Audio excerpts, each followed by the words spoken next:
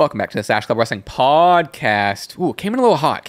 Usually I come in easy with the pod, gentle and stuff. No, welcome. Welcome to the Stache Club It has been an exciting week. There's a lot to talk about, but welcome to the Stache Club Wrestling Podcast. My name is John. My name is Dante. Good morning, good evening, good afternoon, whatever time you're watching this. Definitely afternoon. Definitely close to afternoon. Maybe dinner time around there, late lunch, early dinner. What's going on? We got a lot to go over. We got fallout from Bash in Berlin. What happened on Raw? Some stuff on Dynamite going into All Out. We're doing our All Out predictions, which, yep, forgot about that till last night. Yep, I should have texted you. NXT No Mercy. NXT No Mercy we're going over. There, a lot of stuff is going to bleed over to the Patreon. So two things. One thing, first of all, this episode is sponsored to you by DraftKings. Thank you, DraftKings, for sponsoring today's episode. We'll hear more from them later in the show. Secondly, this episode is also sponsored by patreon.com/Stache Club Wrestling. If you want to hear this episode ad-free, as well as a backlog of bonus episodes and a new bonus episode coming out right after this, patreon.com/Stache Club Wrestling for $5.99 a month. We appreciate the support over there. Hell yeah. With that said, we got some business to take care of. Yes, we do. We do have, I guess we'll start with, well, I want to plug the merch real quick. Sorry, more plugs. Shop.clutchpoints.com. We have brand new merch. We have this Bash at the Stache t-shirt, and we still have like hats and some Sweep City stuff left. And please go over there and check that out. Okay, no more plugs. All right. We have an update on the SCW Predictions Championship. Yes, we do. Shout out to Scotty here. Shout out Scotty on Twitter. Keeping track of the entire show, our points, the bonus points, everything involved. Unbelievable commitment. Someone had to do it. And adding the commentary, too. Like, there's commentary in the tweets. No, it was great. It was great. So we were retweeting those on the Stache Club page for everyone to kind of keep track. So, again, shout out Scotty and also shout out the Discord in general. I'm not sure if Scotty's a part of it or not, but shout out the Discord in general. They were doing predictions. People were keeping track of our predictions. There's people in there keeping track of the entire Discord's predictions. It was a fun weekend. Fun weekend for everyone. With that said, Dante, I believe... you had a monumental predictions championship for a guy reign. that didn't have a lot of reigns under his belt. I had a pretty long run. You had a great reign. However, it is ending today. Bash in Berlin. I came out the victor. I think I only got... It was close. It did end up being close. I mean, also, in the same way, I was going to say, like, I almost got everything right. Most of our predictions were the same anyway, so you also almost got everything right. It was the bonus stuff. Yeah, it was one... I think I got one of the bonuses wrong, but, like, it really came down to, like, the match order, who got tagged in, like, all the bonuses. So, well, if you'll, But I got some good news for you. After I'll be back for you. Well, that's the thing. Hey, here's the thing. I got some good news for you. Is I am putting this back on the line this Saturday for AEW All Out. Man, we've had a lot. Every single weekend's a PLE. Fuck it. A lot of predictions. So we're gonna go over that later in the show. Right? Yeah, I'm just that'll be kind of the second half. Yep. We're gonna kind of we're gonna stop at some point and bounce over to there. Okay. So look out for that. That'll be on the line. Hell yeah. This thing has been defended. Man, it's being passed around like a... Whoa. Nah, I'm not. Yeah. Whoa. I was going to say... Whoa. Well, I'll keep that comment to myself. But yeah, it's being passed around a lot. Yeah. Hey. All right. Let's start with... We're going to go to Bash in Berlin. Yes. And then we're going to touch upon all the stuff that happened on Raw. We got some extra stuff on Raw we'll get to as well. But overall thoughts on the show? I thought it was great. I didn't watch it live. I was in Martha's Vineyard all day Saturday. Martha's Vineyard. I was inside Martha on Saturday. So I couldn't watch it live. Off the rails with it. Yeah, I'm feeling good. I got a large coffee today with the espresso shot, so I'm feeling good. So I didn't get to watch it live. I was like keeping up on Twitter and stuff to see the results, whatever. But I spent Labor Day catching up on that, No Mercy and all that. That was a big catch-up day for me. Yeah. It was one of the best B-show pay-per-views of the year, I'd say. I think it's the best one. I enjoyed it more than Money in the Bank. Yeah. I think I enjoyed it more. It's close, but I think I liked it a tad bit more than Backlash. The thing was, you said it, like, we had, like, all of our predictions were correct as far as the match results. As predictable as it was, they did each match was solid. Like, it was just really good wrestling. Everyone looked really good in their match. Everyone was presented like big stars. I think for as, again, like it being predictable, it's kind of hard to be like, oh, you already know what the result's going to be, so it can be kind of boring. They made it entertaining, and they made it so like, okay, like this could happen, whatever. So yeah, I thought it was a solid show and great crowd. Crowd was insane. That's my takeaway too. Is I think how I thought of it is they made up for in what they lacked in unpredictability, they made up for in match quality. 100%. And I think they made up for it by far. Yep. Even I would argue, like, obviously, zoomed out, you do know Cody's going to win. Mm-hmm. But when you're in it, and Kevin's kicking out, and it takes, which we'll talk about it takes 3 crossroads. I was going to say, yeah. It's like, you do get to a point where you're like, especially when you're locked in and invested in the moment, it's like, wait a minute. Mm-hmm. And then you zoom out and you're like, oh, okay, there was no way it was going to happen. Right. Same thing with, I would say, Gunther Randy. Same thing with Punk Drew was pretty unpredictable. You kind of got in that, yeah, right. At least kind of down the middle there. But all right, with that said, let's go over the matches. We got Cody Rhodes defeating Kevin Owens opening in the show opener. Yep. Banger. Yeah, great. I thought this was great. Not my match of the night. Mm-hmm. But I think this was a perfect opener to set the tone for the night. Just a lot of great storytelling within the match. Like Kevin not wanting to go after his knee, Kevin Owen not doing the apron power bomb. Just like really like everything that he's done to become successful and get to this point, he kind of strayed away from because he didn't want to hurt Cody.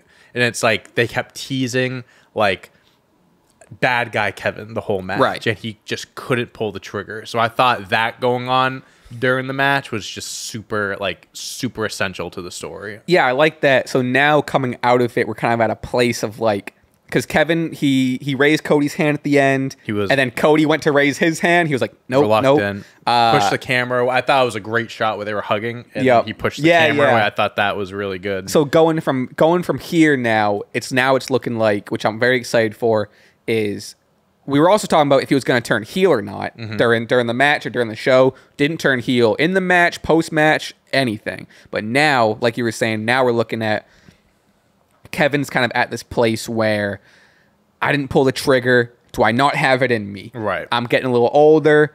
It's almost as if he's thinking, oh, did I lose? And the crowd's thinking, did I lose that killer instinct? Is what they kind of kept saying. Yep. So now I think Cody and Kevin are going to go at it again. So I think we're going to kind of see Kevin kind of, whether it's a slow heel turn or him just kind of like coming to this realization of like, I couldn't pull a trigger. I'm my own worst enemy. I got to be back to the old Kevin, which is really, really good. Yeah, right now they're kind of like teasing like, oh, it's going to be Cody Solo again. Solo's like kept saying he's next in line for a championship match, whatever. I don't think they're going down that direction. Bad Blood is, I was checking, it's exactly 1 month from now. So it's October 5th. Yep. I think they're going to do Cody Kevin again. That kind of seems to be the trend with Cody's title reign, is having 2 matches with someone, which is fine. I like it. People that have been complaining about Cody Rhodes' title reign and stuff like that, like every match he's had has been really like fucking good. I think the solo match is the only one that wasn't like groundbreaking, but it brought back best Roman. Solo look too, Best solo look, but it brought back Roman, so that kind of like that was the reasoning for it. I do think Kevin is gonna turn heel. I think you have a month.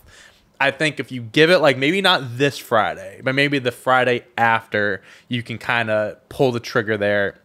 I wouldn't like it if they did a Hell in a Cell match, just because like Hell in a Cell should be saved for like CM Punk Drew, like that, like blow ups and stuff, not a Kevin Cody situation. But depending on how they do the heel turn, though, they could do like some sort of like, I don't know, Extreme Rules or I Quit, I do think or it like should be a stipulation. I definitely do think it should should be a stipulation. Maybe a First Blood match or something like that. That's what I was that'd be cool. That in like 20 years, God. But here's the thing. Here's what I don't like about that.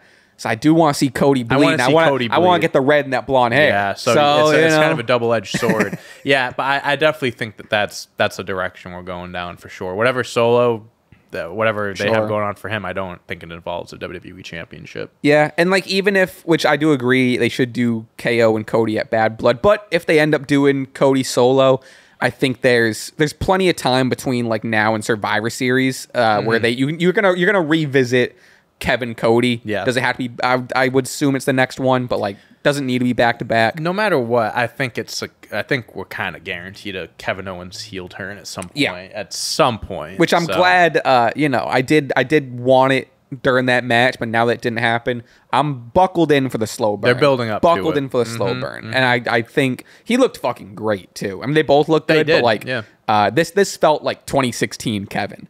So I think match it with that killer instinct.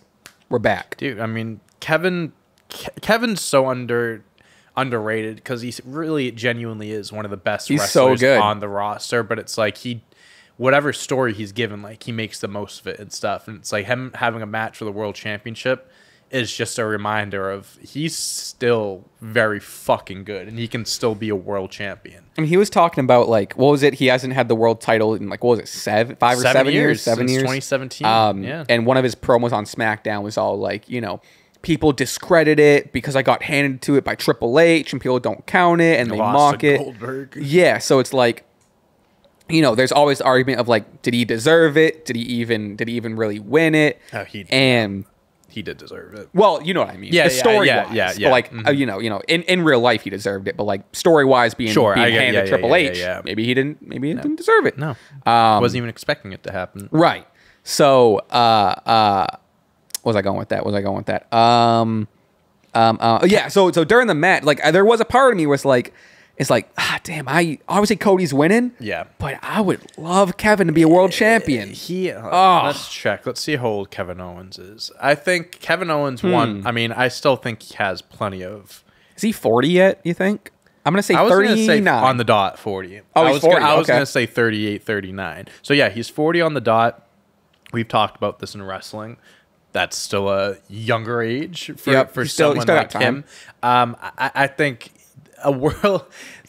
talk about guys that are deserving of a world championship run. He is towards the top of the list. It's going to happen eventually. Like right now, Cody's doing his thing, Gunther's doing his thing, so it's not probably in the cards in the near future, but hopefully that time does come relatively soon. Yeah, not to beat a dead horse. We definitely talked about it a lot, but it does, like stuff like this almost does kind of suck. I love the Cody reign, but it having that world title handcuffed to like, Cody's not losing for at minimum a year, and then having guys like Kevin Owens on the SmackDown roster, and it's like, they're not gonna touch I said it earlier for something else, but it is kind of like a double-edged sword where it's like we're getting this.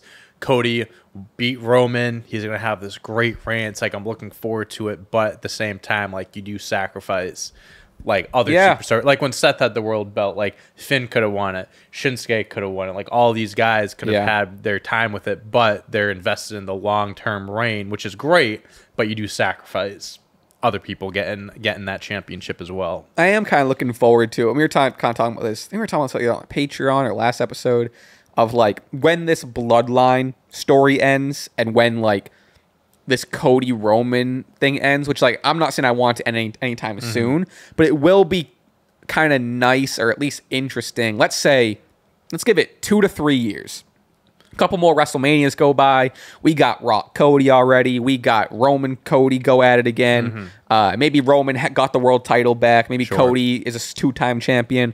And maybe this is even more than 2 years in the future. Like this is maybe when like Roman or Cody getting close to retirement, and that title gets brought back to like a Kevin Owens, which granted Kevin Owens might not be in it, but like point being, the title kind of gets brought back down a little bit from this like unreachable only title like it's at. Can hold it, which I currently am having fun, and I love Cody Roman bloodline, love it all, but it is interesting to look at the future of it once it's past this point, where this title is going to be. 100%. Unless they retire it and it's Roman's title. I don't know. It'll take us a while to get to that point, but I do believe that we will. I'd like to take a quick pause in the episode to tell you about our sponsor, DraftKings. Think that QB will throw for more than 300 yards? How about that receiver in Miami grabbing a touchdown? Check out DraftKings Pick 6, the newest way to compete against others and play fantasy football to win cash with DraftKings. Pick a player and choose if they'll have more or less of a specific stat like yards, touchdowns, catches, and more. Get your picks right and you'll win cash. Download the new DraftKings Pick 6 app now now and use code STASHE. That's code STASHE for new customers to play $5 and get $50 in Pick 6 credits guaranteed. Plus 1 month of NFL Plus Premium on us. Offer expires 9/19, only on DraftKings Pick 6. The crown is yours. Gambling problem? Call 1-800-GAMBLER. Help is available for problem gambling. Call 888-789-7777 or visit ccpg.org in Connecticut. Must be 18 plus. Age and eligibility restrictions vary by jurisdiction. Pick 6 not available everywhere, including New York and Ontario. Void where prohibited. See terms at pick6.draftkings.com/promos. One per new customer. Reward issued as $50 in non-withdrawable Pick 6 credits that expire in 6 months. NFL Plus Premium offer available only to new and former NFL Plus subscribers. Additional NFL Plus Premium terms at NFL.com/terms. Thank you to DraftKings for sponsoring today's episode. Now back to the show. All right, let's move on. Jade and Bianca Belair defeat Unholy Union to become the new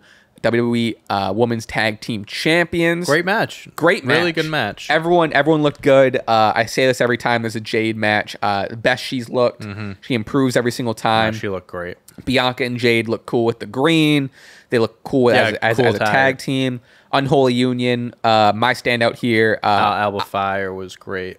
Is that who I thought? Which one is the redhead? Is that Isla Dawn? Oh, no, that's Isla Dawn. Yeah, Dawn's like orange hair. You mean kind of? Yeah, yeah. I think that's Isla Dawn. Which is confusing. So you would think Fire would be the red Alba hair. Fire has.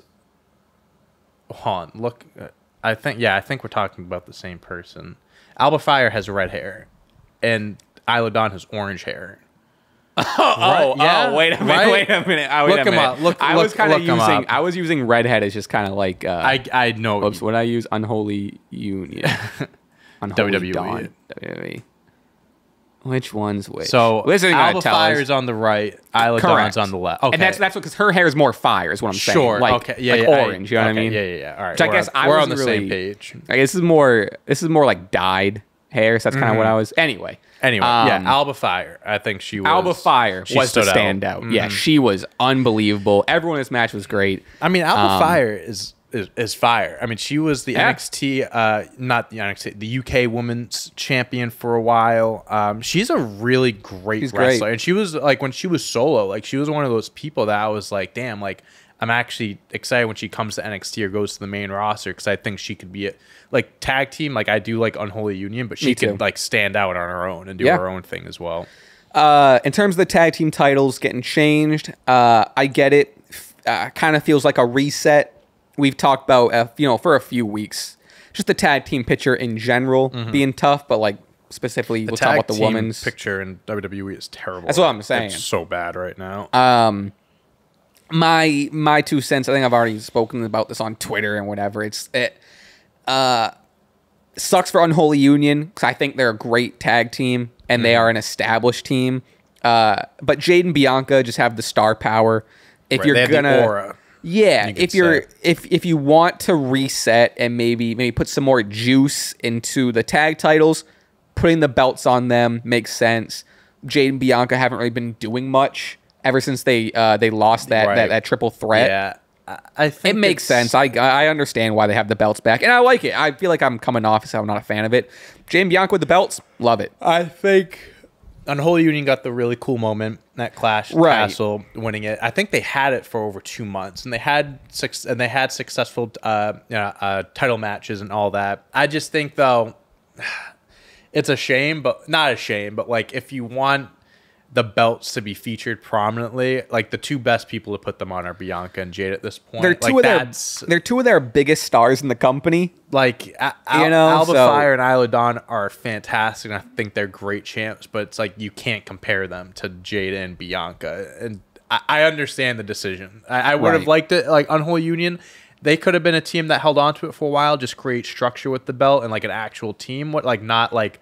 I'm not saying Bianca and Jade were forcefully put together, but like I look at them too, like they're in a tag team. I look at them as individuals. Absolutely, but they are 2 single stars that are tagged. And I just did say like Alba Fire was the former UK champ, and she could be on her own. But Unholy Union feels more of like a actual tag team for sure, where it's like those are the teams that should be holding on to the belts for long and everything.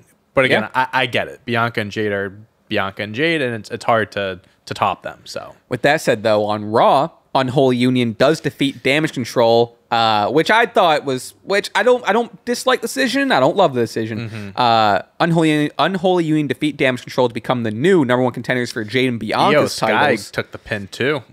Right in the center of the ring. So a few things that happened here. Yeah, Io took the pin after Kairi. May have been because Kairi couldn't see anything. Oh yeah, so Kairi flew out the ring with an elbow, ended up catching Bianca, which Jade Cargill avenged. Bianca laid out Kairi, that kind of led to Unholy Union getting the W. Kairi couldn't get in the ring to save the pin.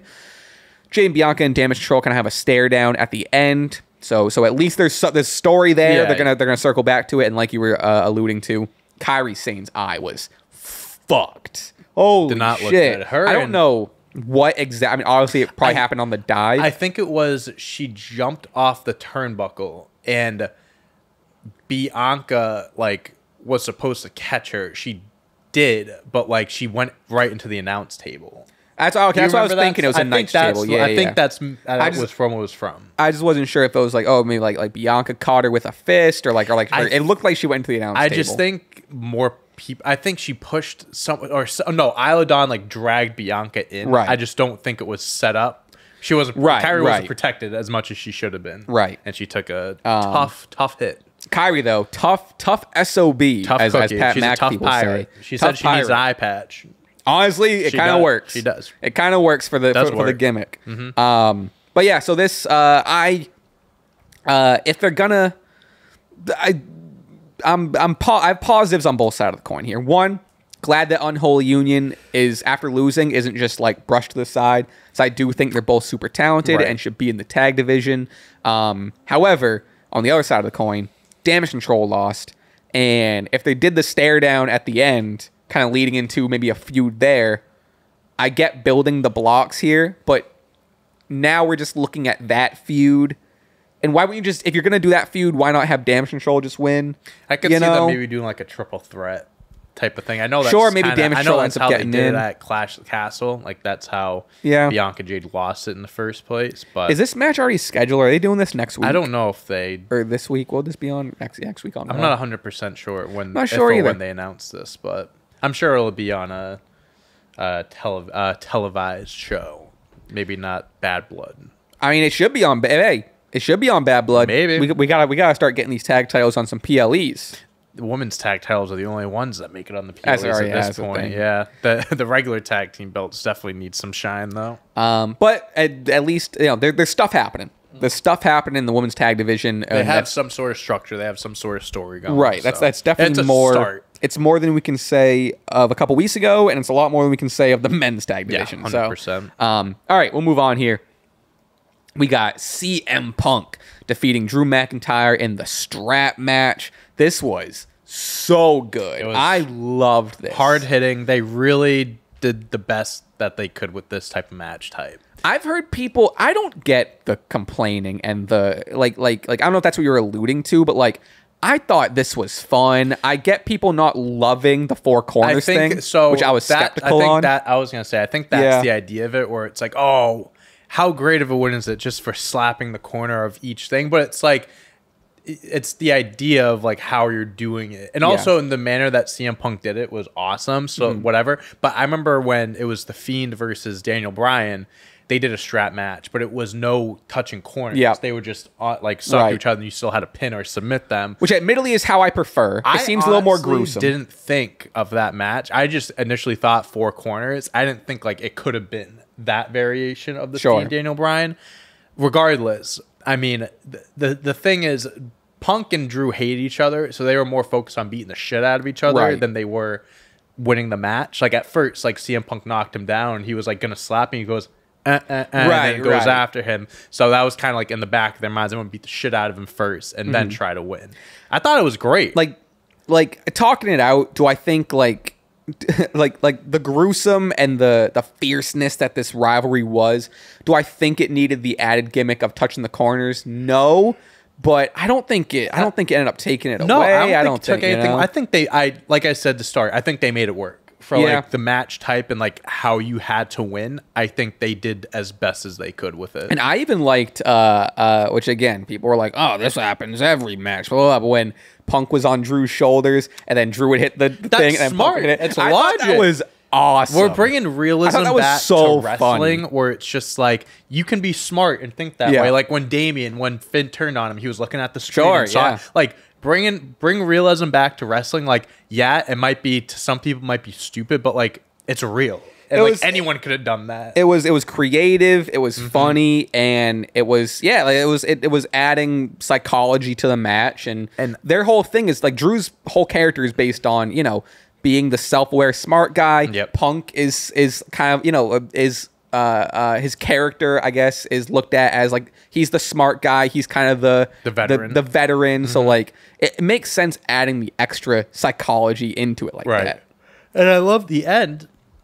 End was good. Where Punk was going for the corner, but he kept hitting the GTS after GTS after GTS. I thought keep him down. That takes the bracelet off right before the last one and then wins the match. I thought it was great. And, good. Punk was bleeding. Yeah, he got a little blood. Yeah. So yeah, I loved everything about this. I like 10% see where people are coming from, where they're like, oh, it's too gimmicky and blah blah blah. I had fun. It is kind of like I had fun. Like looking at it from the outside, it's like Punk's first win in 10 years. Didn't pin him or anything like that. But yeah, I don't care enough. I thought the match was good. So with that said, to go on to Raw, CM Punk cut a promo following his victory.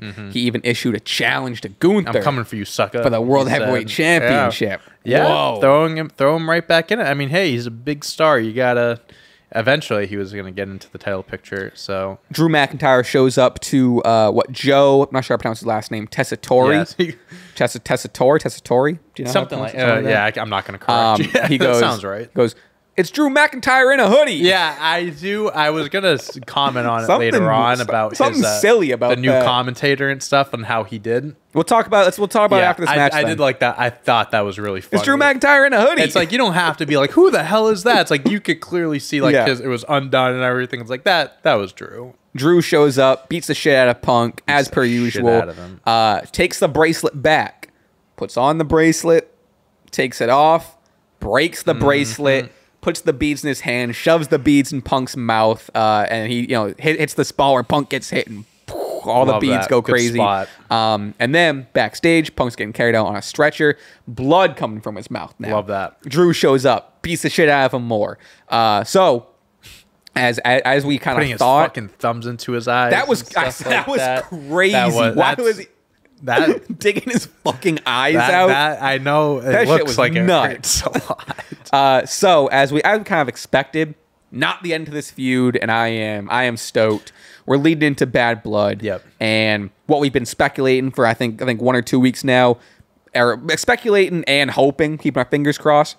Put these fellas in a Hell in a Cell. Put them in a Hell in a Cell. Hell in a Cell or 3 stages of Hell. Either or. I'm fine with either. That's how this rivalry needs to come to an end. I think it's just, again, like I've said this before, where like Hell in a Cell, they named a pay-per-view after the fucking match itself. They would just throw guys in there and be like, all right, sure, you don't have a real feud, or like you don't have like a big like long-lasting feud or whatever. We're just gonna throw you in there. Like I remember there was a Roman Rusev match in a Hell in a Cell. Like it's just a bunch of like matches that didn't need to be in a cell.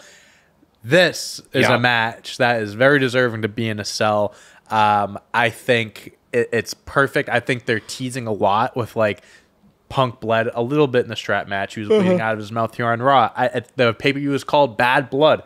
I think it's good. Hey, WWE doesn't bleed a lot, but I think this would be the match where we might see a lot of red here.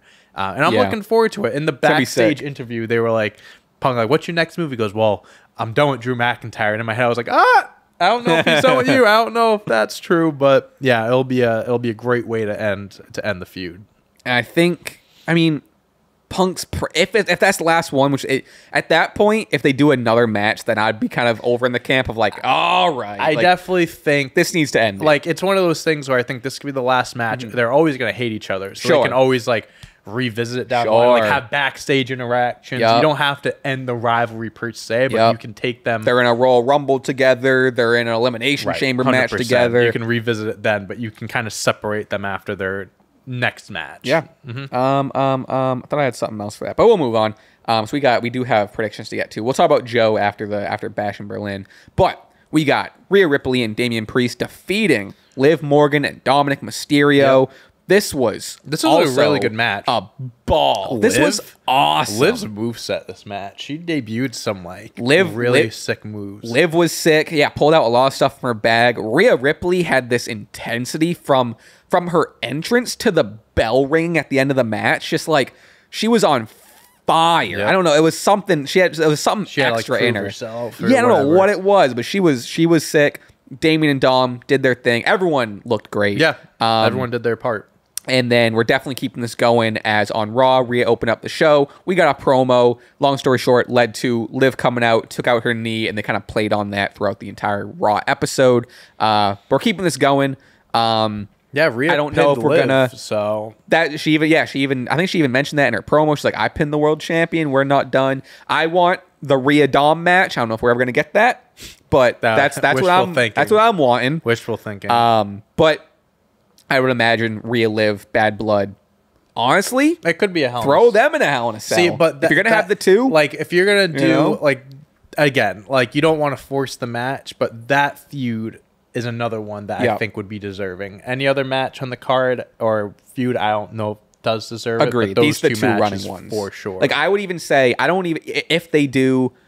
Whether they do Cody Kevin, Cody Solo, I would say neither of those really deserve for Hell in a Cell. No. As much as I love Cody in a Hell in a Cell. Let's say they'll have 5 matches. What if all 5 of them are Hell in a Cell? Maybe start booking like you in my GM mode. Yeah, no fucking kidding. But everyone gets hurt the next day. Yeah, we have money. We have 6 people injured. We have no money. So this Raw is going to be. We're gonna have Dante Roberts come up for this Raw. Yeah, we have a debuting Dante Roberts. But yeah. I really loved this match. It was. I knew it was like. I think we knew it was going to be good. All 4 of these people are stars, but I think it hit a level people weren't expecting for sure. And it was. The ball kind of ended with the dual Razor's Edges, which was sick. And yeah, we'll see you at Bad Blood. Oh, also, point to this feud being in Hell in a Cell. Punk Drew. We got a month of build. We got 4 weeks. Yeah, we got plenty of time. They're gonna both these pairs, Rhea Liv, Punk Drew, they're gonna give each other hell. Yep. For 4 weeks, we'll lead up to the match. Bada bing, bada boom. Hell yeah. All right. Main event of Bash in Berlin. Gunther defeats Randy Orton, and I would say I think this snuck into my match of the night. I think this is my match of the night. It's just this was awesome. You could tell. Like I'm not saying Gunther is the next Randy Orton or anything like that, but just in the sense, Gunther has gotten so good at storytelling. Yes. In the matches, in the promos and stuff like that, where it's like Randy underrated on the mic. He doesn't get the credit he deserves. Much better. He's good. And I think Randy just has always been that character where it's like he's not a guy that you can count on to give you like a match tonight. He's not going to be like a 5-star wrestler, but the way he tells a story in the match, he's slow, he's maniacal. It's like, again, a story is being told within the match. Gunther, I think, is getting to that point where I can see some glimpses of that in there. And they shook hands at the end. Yes, but they did. I can tell, just looking at that, you can genuinely tell that Randy was like you're fucking, like, you're the next guy up. Oh, even like so much respect for him. Gunther, I thought in that moment really broke out of his character and like really was like a. At the end too, when he was doing the interview, like he was, you could tell he was getting like overwhelmed with like the emotion of the crowd and stuff like that. Like he's been fantastic since he's been in WWE. The UK, even his short stint NXT, his Intercontinental reign, and now this one. It's just he keeps getting better. He's on a run. Like he's always like in the ring. He's always been great, and I don't know how much better he can get in the ring, but it's everywhere else that he's improved so much that he's genuinely becoming a near perfect just superstar. Yeah, within I agree. Every facet. I agree. Which is wild, and it's great. It's cool to really watch it unfold. What's interesting too is it's very classic wrestling. Like he's not right. He's a bigger guy. He's not like a high flyer. He's not doing crazy. He's not shit. like the most charismatic person in the world, or like. But whatever. more so, it's very just like on the ground, traditional wrestling, grapples. Like nothing it's crazy. Really, it's really just like bare bones, which is like it's cool to see that is thriving and coming out on top today. Yeah. So, today and I'm a fan of it, but like all the acrobatics, the high flying, and all the showy stuff. But it's cool that right now the top guy is like a guy you would have seen in the 80s. Yeah, 100%. You know what I mean? Which is he's hard hitting, he's focused on grappling. He's a more traditional. Traditional is the word, right? And it's really interesting to see. And that was my takeaway from this match too. Is like all these matches on the card were so different, which I think made it such a good show. You had the women's tag matches. You had a Punk, a feud that's to the level of Punk and Drew in a strap match. Yep. Then you had the mixed tag match dealing with relationship problems, and Kevin Owens teasing a heel turn. Sure, and then ultimate babyface. And you have this match with two of like by size and persona bigger guys on the roster, really just taking it to the ground, grappling, and it rounded out the show for me. This was a true like heavyweight match. That's exactly. Really putting like the name of the belt. Sure. It's like really true to the belt being defended. And credit to Orton. He is especially at this point in his career, he is so giving to the the younger guys, and I think that was even told with the handshake at the end. And I think those I think Gunther, they both show mutual respect, and it was kind of a thank you. And Gunther's the one that put his hand out first, too. Yeah, you're right. It wasn't even Randy. That's what I kind of mean too. Is like Gunther in that moment broke the Gunther character and was like, this is just a professional wrestler to a professional wrestler. And I see that, and it's crazy to me because like he is a heel, he's a bad guy, but at the same time he's respectful. Right. And he just respected a legend. That's what I like about it is that sure, he's a heel, whatever. At the end of the day, he is just he's the best professional wrestler, and he loves professional wrestling. So he can be a heel all he wants. He's still gonna respect good professional wrestling, which I think just makes him even cooler. Dude, let him be champ for 2 years. Let him be champ for 2 years. Like let him beat Cody for the title. Genuinely, like over the last few months, he has taken such strides, which is hard to believe because he was already so good. Sure. Where like he, to me, has become one of the best overall wrestlers in the world. I agree. And like one of my favorites. I agree. I enjoy him whenever he's on TV, a promo, any match. He's a fighting champ. Like I enjoy basically anything that he does. The way he carries himself is like a heavyweight champion. They got him to the point where like anything he touches like turns to gold. He's great. He's unbelievable. He is. And that leads into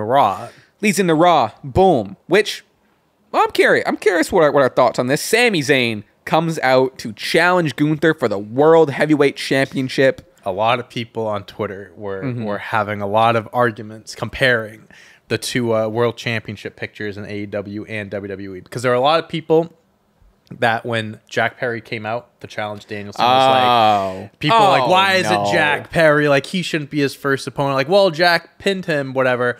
And now it's like people are praising Sami Zayn Gunther because of the same logic, whatever. But my argument for that is one of them's Jack Perry and the other one is Sami Zayn. I'm not trying to disrespect Jack, respectfully, but like Sami Zayn is... Respectfully, I think that comparison's a stretch. I 1,000% agree. I think it was very interesting to see that kind of conversation and that dialogue going online. I get it. It's similar in the sense of like they pinned them before, but it's also very different. And it's the smaller guy and whatever. It's it's like, also one world champ is Bryan Danielson. The other one is Gunther too. So it's Brian just a different situation. Never mind. So. I take back what I said because they're both Jack and Danielson aren't like two of the tallest guys. Yeah, right. Take back what I said. But anyways. So yeah, Sami comes out, and he's kind of like, which I thought this was really good. He gave his credit and his praise and his flowers to Gunther, saying, as people do, they're in NXT and they get called up and they win the Intercontinental Championship. And he listed greats like Shawn, Brett, Stone Cold, and he was like, all those people took the IC title. They used that as a leverage point or a jumping off point to the world title. And he said, and Gunther, you are also one of those people that have done that. So putting him in the likes of like a Shawn and a Stone Cold, already cool. And Sami was even like, and you deserve that.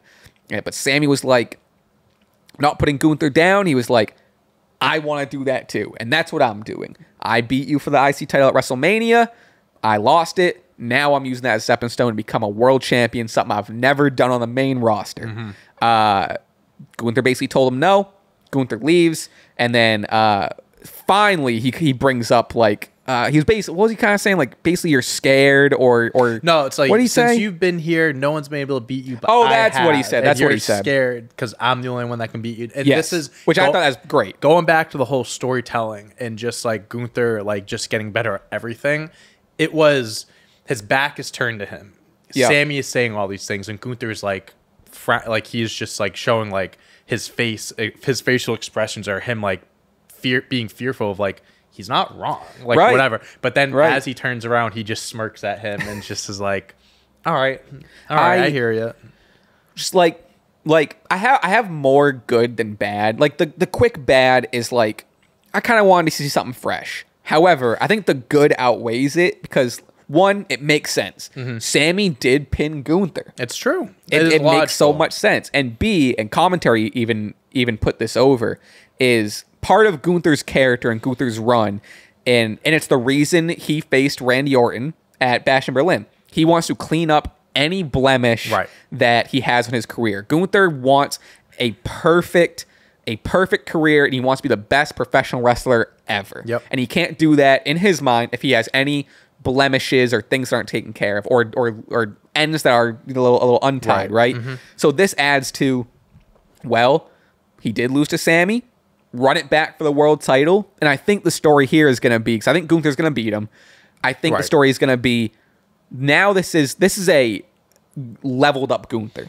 Gunther was unbelievable as the Intercontinental Champion. He lost to Sami. Sami got the better of him. But there was a little bit of time between the title wins. Now he's the world champion. He's leveled up. And I think it's going to be that same thing of what commentary was saying is he's going to take off that blemish. He's going to beat Sami Zayn and prove, oh, I'm fucking this level now. And after every title defense, after that, he just keeps getting stronger and stronger. Well, he is like, I'm not trying to take it away from like The Rock calls himself the final boss, but like he's building himself up to where he is going to be a final boss. Yeah. And whoever does beat him whenever that time comes, it's going to be the biggest deal in the world. Yeah, I mean, I'm with you. Like, it's not like we've seen this before. We've seen this feud. We've seen this match, but I think it's under different circumstances. They're both months removed from where they were at WrestleMania. Both are better than they were at WrestleMania. Right. And I think, I mean, Gunther is going to win. We both know that. Yeah. But like that match is going to be sick. And he's a fighting champ. And the other thing too is he's going to have a long reign. So it's like, it's okay to throw like Sami in the mix here because he needs to have a long list of challengers. And I think getting one like this out of the way where he is cleaning up those blemishes and then we get into like new opponents and stuff, I'm fine with that. Yeah. I think that's hey, his first two defenses against Randy and Sami, I don't think that's bad. I'm having a good time. I'm having a good time so far. I'll be interested to see when that match takes place. I don't know if it might be on Raw, it might be on Backlash. Knows? I don't know. Who knows? But no, they definitely will run that back. I think Gunther will come out next week and being like, I listened to you. Yeah. And you know what? I'll accept your challenge, but just keep in mind, I'm gonna kill you. I'm not the same Gunther in Philadelphia. You know? Yeah. I'm a different Gunther in Atlanta than I am in Philadelphia. Different Gunther. So he comes out to Metro Boomin. He's the one to come out to Metro Boomin. That'd be so sick. All right, we have. Metro don't trust you. I'm gonna shoot you. We're pretty deep in the show. There's a lot more stuff happening on Raw. Some stuff's gonna get saved for the Patreon, but we do have AEW All Out. How many matches are there? 8 of them. A whopping 8. So I'm gonna do this in. Okay. How do I want to do the confidence points? Hold on. Can you list the matches for me? I would love to. Okay. Will Ospreay versus Pac. Okay. I'll kind of say I'll leave out the details. Say shorthand. Willow Nightingale and Chris Statlander. Okay. Swerve Strickland versus Adam Page. Okay. MJF versus Daniel Garcia. Okay. Mercedes Moné versus Hikaru Shida. Okay. Okada versus that one's gonna be it's Okada versus like 3 TBAs. Gotcha. So that one's gonna be in the weeds. Okay. Kinda. Tag titles: Bucks versus Claudio and Yuta. Okay. And then Danielson versus Perry. Gotcha. Okay. Just so I know.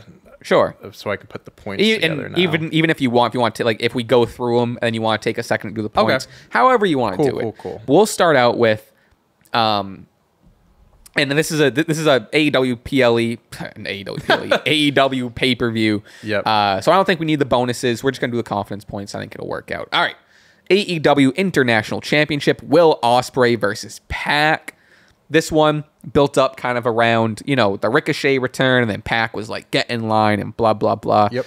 Don't have much else to say about this. I think it's going to be unbelievable, but I do have Will Ospreay. I do too. I mean, he just won the belt back. Yep. I can't imagine they're going to give him a second short title. This one being shorter than the other, only 2 weeks long. I think this match is going to be, honestly, this might be match of the night.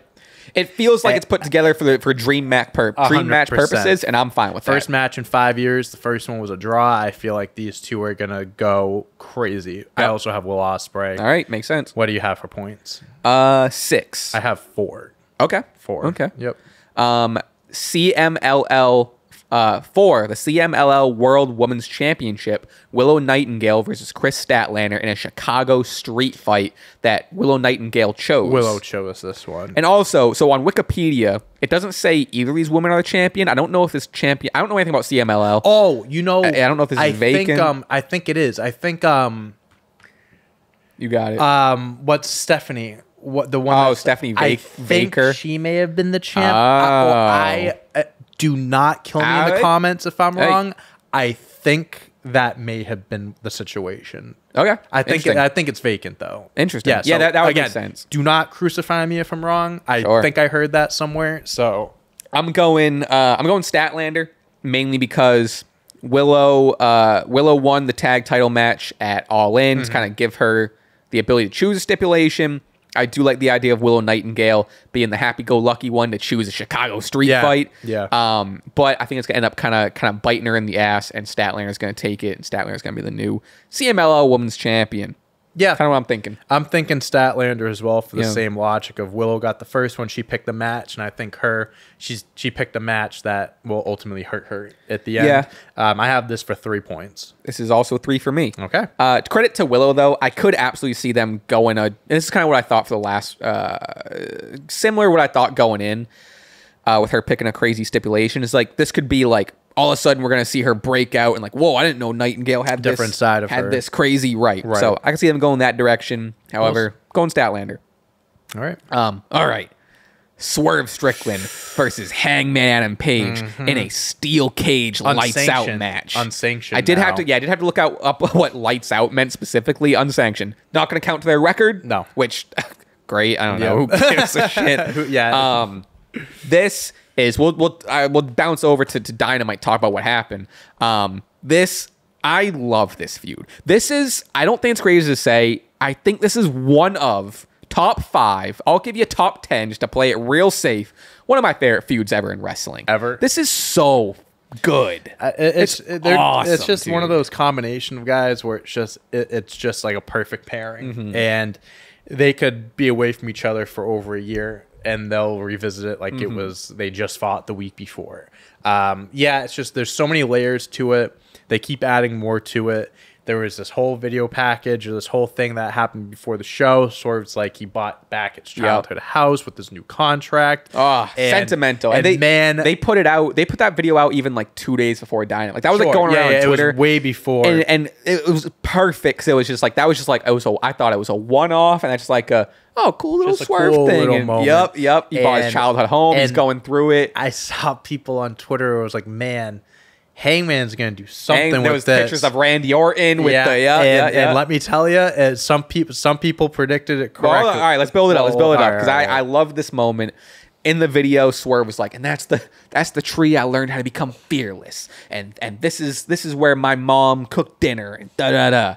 And then they're out for the contract signing. Swerve's like, where are you? Boom. Vignette. Where's Hangman? He's inside the house. Oh.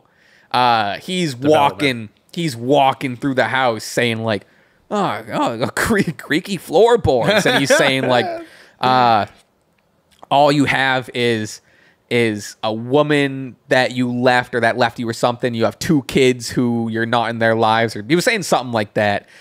He was going on about, no wonder what your dad didn't love you, or so just crazy just really shit, dude. Into crazy shit. And then he's all of a sudden he starts putting gasoline on shit, and Swerve just keeps on. They keep cutting to Swerve. He's no. He's getting teary eyed once he realized what's about to happen. Anyway, Hangman kind of finds himself outside, Sitting and I'll let you take the reins if you want to take it from here. And, what happened? He took a little bit of fire, and he threw it behind him, and the house went up in flames. Little glass of whiskey, scotch. Just really just admiring his work. You know what I mean? It was just looking at the production of it. It was kind of funny how he lit like the trail of gasoline, and then all of a sudden, like the fire didn't even get to it at that point, but the shit like exploded. Yeah, like not the most like realistic way of it happening, but the point.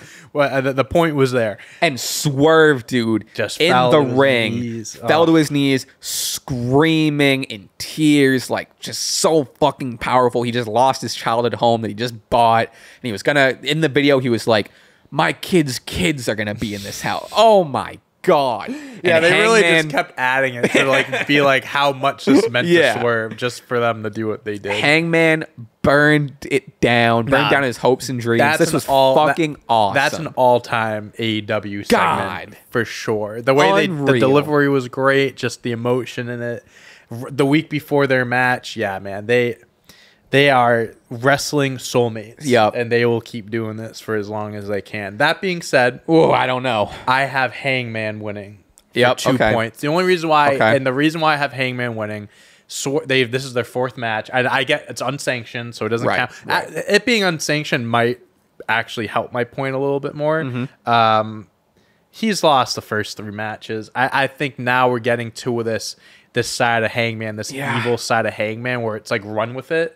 Where it's like he lit his house on fire, now have him beat him on Sunday. And then you can, whatever the next steps are, you go from there. But I think I've said this before, where like, yes, they're wrestling soulmates and everything like that I said, but at some point you got to give Hangman a win. Right. Because if Swerve keeps winning, then like what's like it's like, okay, we're getting to a point where it's like Hangman just can't beat him. It's like, okay, then he'll beat him again, but it's like, okay, but Swerve beat him 4 times.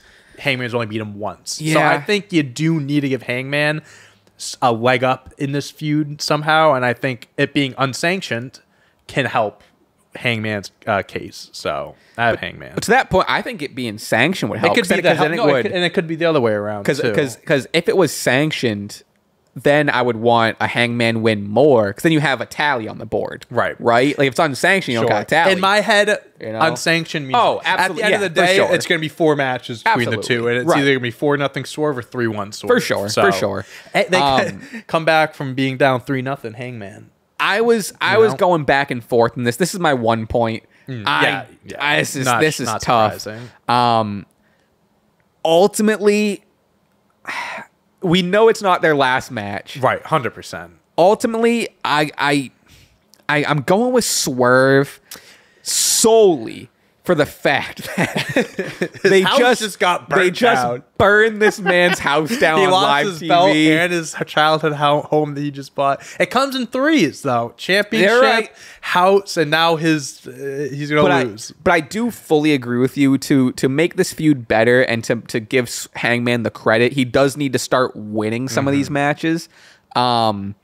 He's just been so good since he's been back too. He's been great. He's been so good. And it could be, Swerve could absolutely he's going to be over emotional in the match. Right. He's going to be pissed, and that could end up costing him for sure. Mm-hmm. For the sake of A, being different, and B, because his house got burned down live TV, I'm going to stick with Swerve. Yeah. But I'm not confident. I think that is going to be the difference maker. I think that might be the only match. Yeah, maybe. I'm not trying to look ahead here. No, yeah.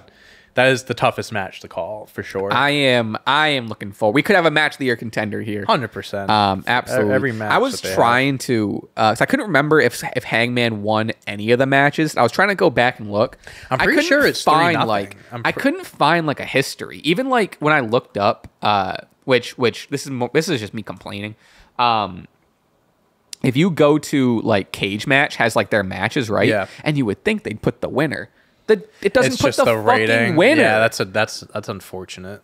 Unless I'm not fucking seeing it, you'd think it would have. You'd think it would have the winner, right? That's a key part of the match. And you go to other matches, and you go in here, and they fought 1, 2, 3, and then they even had the triple threat, which Hangman even brought up. He was like, you're right.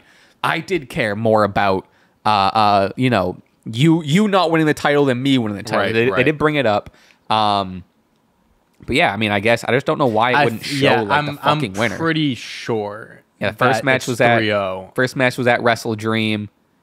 The Texas Death Match is one of these. every single match is... Full Gear was the Texas Death Match. I think that was my match of the year last year.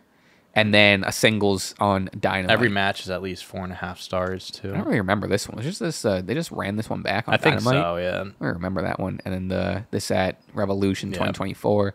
Hey, CageMatch.com. Maybe put the fucking winner. Yeah, that's a key part of... You know what I mean? Unless I'm not seeing something. No. Like, unless I'm not seeing no Samoa Joe highlighted on this triple threat. Yeah, I don't know. Ratings, comments. Oops. All right, whatever. Either way, All right, we'll move on. I could talk about this match I have to forever. actually piss my pants. So what you should do is talk about MJF, Daniel Garcia, Whoa. and I'll jump in and then give my Sounds like a plan.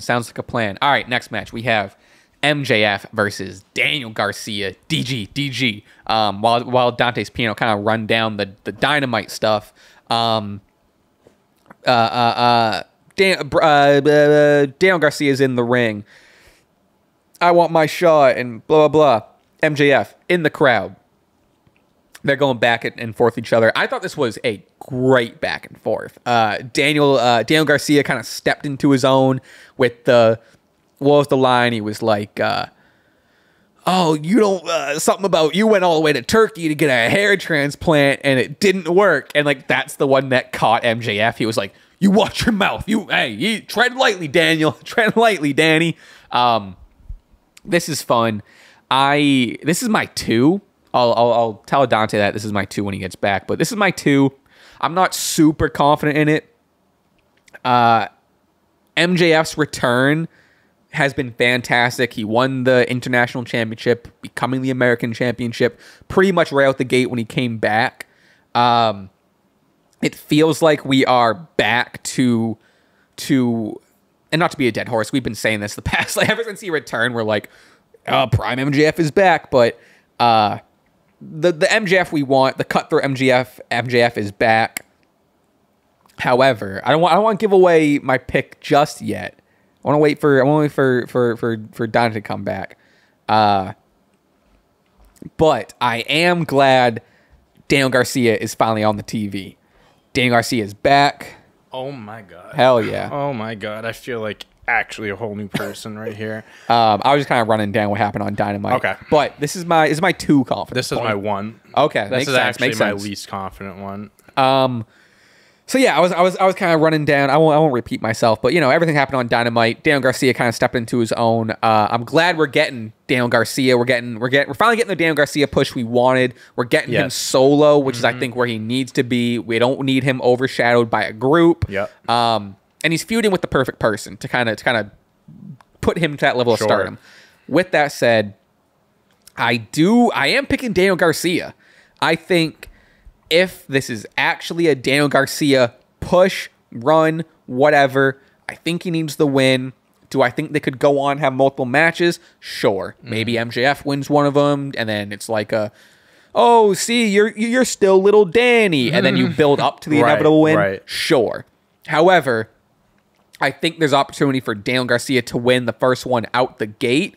That pisses MJ off, and he's like, Danny, I want to face you again. I think they could do that. Right. Yeah, you can go both ways. Yeah. So again, 2 confidence points, so that should tell you enough. But I got Daniel Garcia for 1 confidence point, and I don't know. I'm gonna go Garcia because I think it's like, it's their first match. MJF is obviously a major star. It's Garcia's first match back, and really, his first match back, and I think. I visualize both things happening. MJF gets the upper hand. Daniel Garcia wants another match, keeps tormenting him until he gets that match. Garcia beats MJF. MJF's can't stop bitching about it, and they have a few other matches, whatever. I think this match means more to Garcia than it does to MJF. Or 1,000,000%. I think a Garcia win would mean so much to him. Absolutely. Or if he lost, I feel like they can keep going and they can have more matches and stuff. But I don't know. I feel like him Garcia losing, you risk stealing any credibility that he may have or he gained in a few weeks. MJF took him out. Then Daniel Garcia, came back, cost him his championship. Let him keep riding the wave. Yep. Like, he has all this momentum. Keep it going. And have it be like Daniel Garcia gets the best of him and MJF can't let go. I think that story's better than Daniel Garcia chasing MJF and trying to beat him. Yeah, I think agree. it should be the other way around. Kind of brushing up. I didn't get to this part on Dynamite. Brushing up on the rest of Dynamite or this segment. MJF says something about his mother. What does he say? Like, he basically called his mom a whore. Is basically what he said. Seems like MJF. Daniel Garcia fighting through security, runs up to get him. MJF bashes him in the head with a bottle. Daniel's bloody.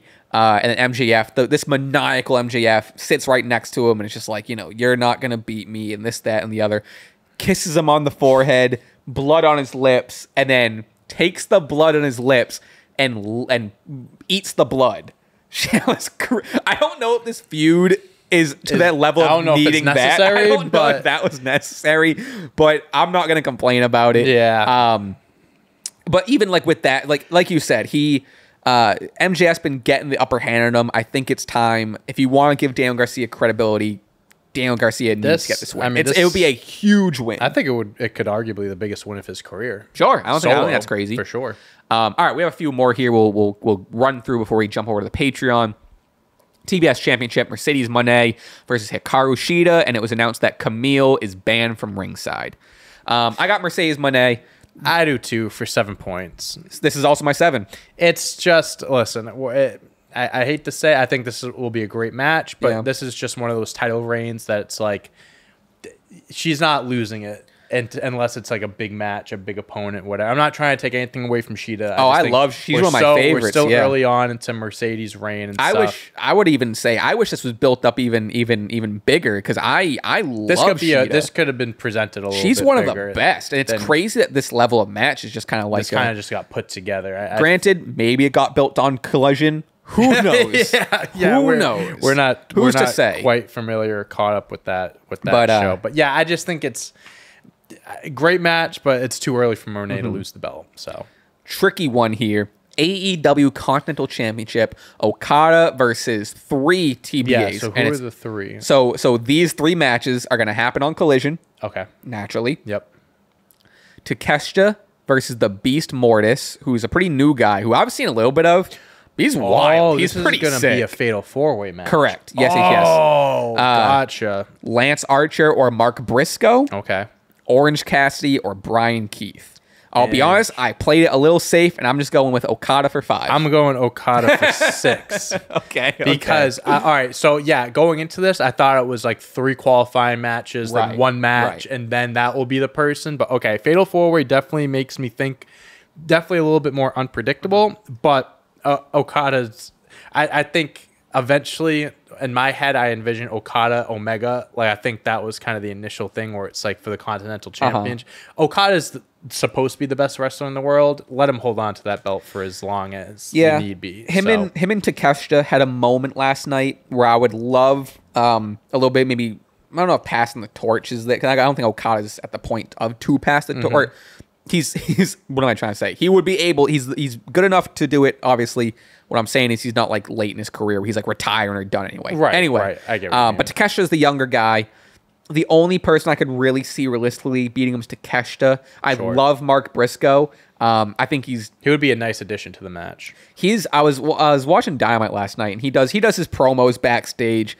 And what I love, so he has such a classic, and we were kind of talking about this like traditional or classic stuff when we were talking about Gunther, but he has like the perfect nostalgia classic 80s wrestling promo. Right. And no one does a promo like him, where he just, the word of the day is this, and we're gonna take you, and we're gonna do, like, the cadence, the delivery is such classic 80s wrestling. It's so good.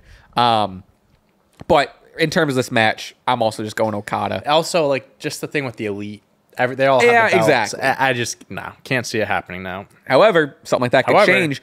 We do have an AEW Tag Titles match. The EVP Bucks versus Blackpool Combat Club of Claudio and Wheeler Yuta. Now, they are also the Trios titles, the Trios champions with Pac. last night on Dynamite, we kind of went off of this segment with Claudio and Yuta being like, you know what? We want that gold too. When they lay out the challenge, it got made official. I'm going Bucks for 4 points, kind of off what you were saying. The Elite, I think if it didn't happen at All In with this version of the Elite crumbling and losing their titles, I don't think it's happening here. Yeah. You know, Jack Perry, there's no TBS or TNT title match, so he's still going to have that.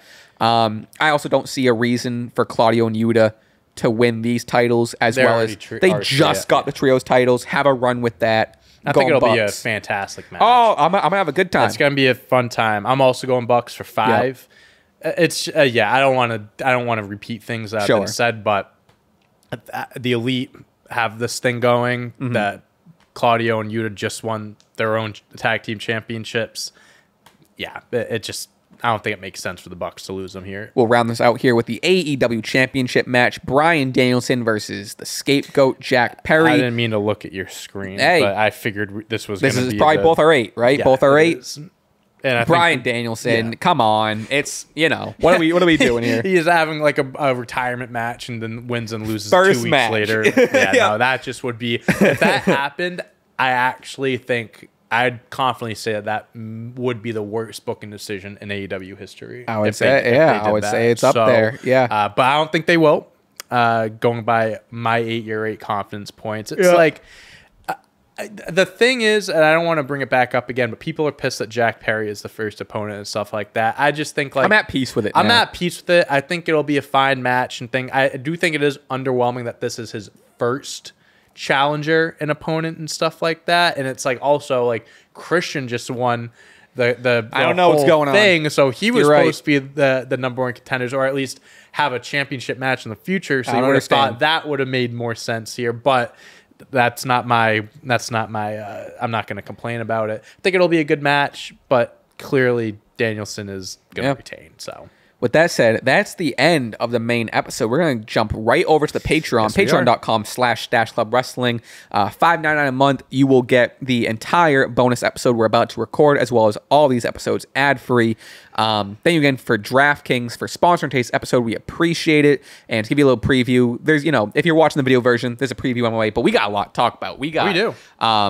Some No Mercy, some Raw. We got some Raw. We're going to talk about how we like the new commentator, Joe. Yep. We got American Alpha and American Made. We got Ilya qualifying. We got Braun qualifying. We have Julia. We got Joe Hendry and Ethan Page. I got a new tattoo. Oh, did you? Yeah, I did on my I didn't even notice. Oh, hell yeah. Yeah, me and Taylor got matching. Oh, no way. 98 tattoos. Oh, wow. So, yeah. Yeah, I didn't mention it, right? Yeah. Oh, wow. That's hell yeah. Go on to Patreon for more of that. I didn't know you both are born 98, right? Yeah. Okay. Yeah. No. So the funny thing is I'm not, but I still got it. Well, she's born in 97. For the sake of it being matching. Yeah. That's sick. Hell yeah. But we do have a lot to talk about. All right. Some questions, over, maybe. Well, it sounds like we already talked about the tattoo. Yeah, I think there's not much more to say there. I got a tattoo. We'll talk about the experience. Stay tuned for the next tattoo, I guess. Yeah. I've been itching. I need to make an appointment. I told you, once you get one, you keep itching for more. All right.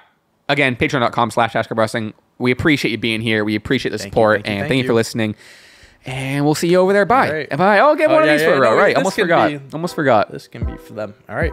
Peace. Julia, baby. Julia debuts at NXT No Mercy, and she showed up on NXT the other night. Joe Hendry's Joe Hendry. He's still on fire. So this isn't the last we're seeing of Joe Hendry in an NXT or WWE ring or what have you. The Alpha Academy go to NXT and merge them with like Chase U or something like that. Do you guys think we're getting the Bloodline War Games match?